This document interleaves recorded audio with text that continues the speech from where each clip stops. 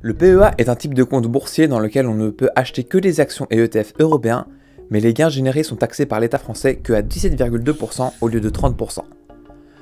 Pour avoir cette grosse réduction d'impôt, il faut avoir un PEA ouvert pendant 5 ans et n'effectuer aucun retrait dessus pendant cette période. Si vous retirez avant ce délai, votre PEA sera clôturé sauf exception, et vous devrez payer les taxes sans la réduction. Je précise que vous pouvez vendre vos actions et en acheter d'autres. C'est juste le retrait de l'argent qui entraîne la fermeture du compte. Donc en gros, le mieux c'est d'ouvrir son PEA le plus tôt possible, même si vous n'avez pas beaucoup d'argent à investir, car le délai des 5 ans est par rapport à la date d'ouverture du compte, pas la date à laquelle vous déposez votre argent. Maintenant écoutez bien, je vais vous expliquer quelque chose d'un peu plus technique. Les gains réalisés grâce à la hausse de la valeur de vos actions sont taxés pareil pour vos actions françaises et européennes. Mais par contre, vos dividendes peuvent potentiellement être taxés de 2,2% en plus sur votre PEA que sur un compte titre. En gros, sur le compte titre, les 30% qu'on paie s'appellent l'impôt sur le revenu. Mais sur le PEA, c'est pas le cas. L'impôt sur le revenu est remplacé par la cotisation sociale qui est de 17,2%. Et sur les dividendes des actions étrangères, on paie le prélèvement à la source automatiquement au pays dans lequel la compagnie est basée. L'impôt sur le revenu s'engage à rembourser intégralement ce prélèvement jusqu'à ce qu'il dépasse les 15%. Là, le reste ne sera pas remboursé. Ce qui fait qu'au lieu d'être taxé à 65% sur les dividendes de nos actions finlandaises par exemple, on sera au final taxé à 50%. Par contre, sur les 17,2% de cotisation sociale du PEA, on ne peut pas avoir de remboursement. Donc les actions européennes non françaises à gros dividendes peuvent potentiellement être légèrement plus intéressantes sur un compte titre que sur un PEA.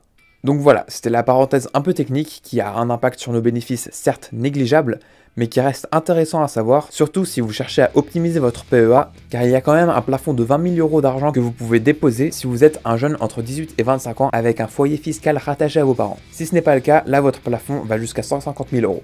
En plus du PEA, vous pouvez ouvrir un PEA PME qui lui a un plafond de 225 000 €. Mais on ne peut investir que dans des petites et moyennes entreprises. Les risques de perte pris en investissant dans des petites entreprises est assez grand, mais les chances de faire des gros gains sont aussi plus importantes, car c'est beaucoup plus probable pour une petite entreprise de multiplier sa valeur par 10 que pour une grosse entreprise. Maintenant, vous vous demandez peut-être chez qui faut-il ouvrir un PEA. Et ben en fait, il y a pas mal de choix. Et selon moi, le meilleur choix c'est Bourse Direct, qui à ma connaissance est la seule plateforme dédiée exclusivement à l'investissement. Tous les autres sont des banques en ligne ou traditionnelles qui ont des frais plus nombreux et plus élevés. Les gens classifient souvent Bourse Direct comme l'option pour les investisseurs aguerris à cause de leur plateforme qui à première vue peut sembler un peu compliquée à maîtriser, mais en réalité c'est vraiment simple à prendre en main et en plus ils proposent les tarifs les moins chers. Le seul frais qu'il y a c'est quand on passe un ordre. Donc pour les ordres de 0 à 198 €, on est taxé à 0,5% du montant. Entre 198 et 500 €, le frais est de 99 centimes. Donc en fait, plus on fait un ordre proche du haut de chaque palier tarifaire, proportionnellement on sera moins taxé. Dans la page d'accueil de leur site, on voit qu'il y a beaucoup d'options, mais pour moi elles sont toutes inutiles.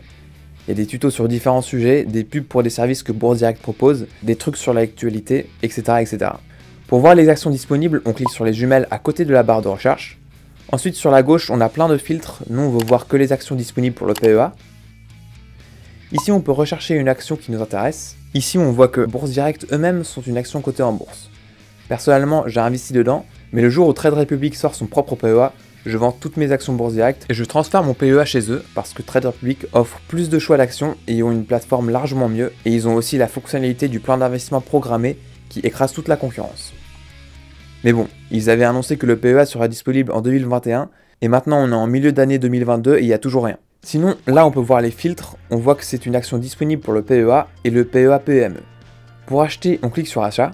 En dessous, il faut mettre le nombre d'actions que l'on veut. Et si par exemple vous voulez à peu près 500 € d'action, il faudra faire le calcul soi-même.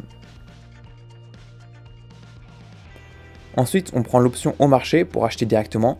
Si vous ne savez pas à quoi correspondent les autres options, j'explique ça dans une autre vidéo. Une fois qu'on clique sur valider l'achat, ça nous montre les frais. Et ensuite, on n'a plus qu'à confirmer tout ça et nos actions seront achetées sous quelques secondes. Dans les filtres de recherche, ça nous disait qu'il y a plus de 5700 actions disponibles pour le PEA, mais c'est pas du tout le cas. Déjà, il y a pas mal de doublons, donc des actions disponibles sur plusieurs marchés. Et aussi, il y a des petites compagnies dans lesquelles on ne peut pas investir. Si vous cliquez dessus, vous verrez que vous ne pouvez pas acheter au marché. Et si vous essayez avec les autres options, votre achat sera annulé. Dans mon compte puis mon portefeuille, vous pouvez voir les actions que vous possédez, leur valeur, leur performance et aussi combien d'argent non investi vous avez encore sur votre compte.